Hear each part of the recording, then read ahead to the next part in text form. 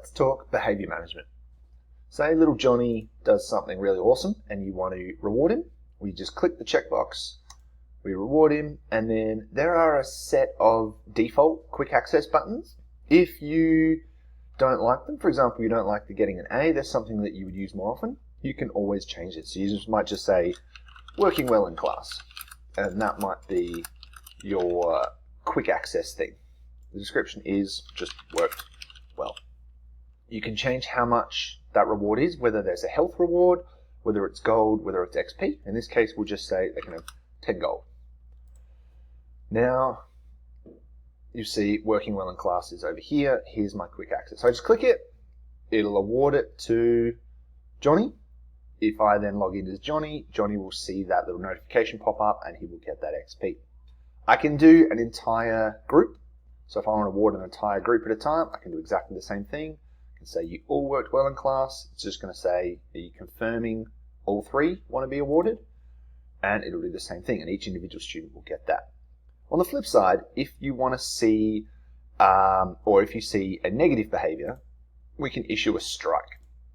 And again, these can be changed, so you can change your quick access, but we issue a strike. Let's say they were late to class. Same thing applies. It's going to issue that strike to them. If I log in as Arnie, and I'll show you what it looks like for Arnie's side once they're issued a strike. So Arnie is issued that strike. You can see their notifications to say you're given a strike for this reason. Their health has dropped. It will play a tune, so they'll play a dramatic sound so that they know that something's happened. And they've got their little notification showing until they clear it. So that's what Arnie would see on their side. You can modify stats as well. So in case I accidentally took too much health or I just want to adjust someone, I can go in and modify, and I can change any of their stats from, I can change their level, their experience, their gold, their health, etc. One of the things you'll notice is the experience it tells you at the moment, it's set for 600 per level. So if I add that by 600 or if I increase the level, that number will jump. So if I leveled them up, for example, Arnie will see a level up effect in just a moment to say your XP is increased and you've leveled up. Both rewards and strikes can be done in bulk. For example, if we want to talk about what happens when a player runs out of health. So Arnie has 12 health left. If they do something that drops them to 0. In this case, we'll just use bullying because it's a guaranteed 0 health. We issue it. It comes up with a little notification to say they're going to be issued with a strike for this. You've got some options. So in this case, you could cancel it if a student's going to use an ability. So if another student on that team says, oh, I'm going to use my defend or block ability, you can then go, all right, I'll cancel it. You can opt to stabilize them. So if you don't want them to be downed, you're like, okay, maybe what they did was actually really small. I still want you to lose health, but I don't want you to get issued the fate for it. I could just stabilize them, which means they just have 1 health. Or I could issue the fate and go, no, you've had enough chances. This is the whatever number of strikes I've issued, or it was bad enough that you deserve to be issued that fate straight away. I can click issue the fate and save it.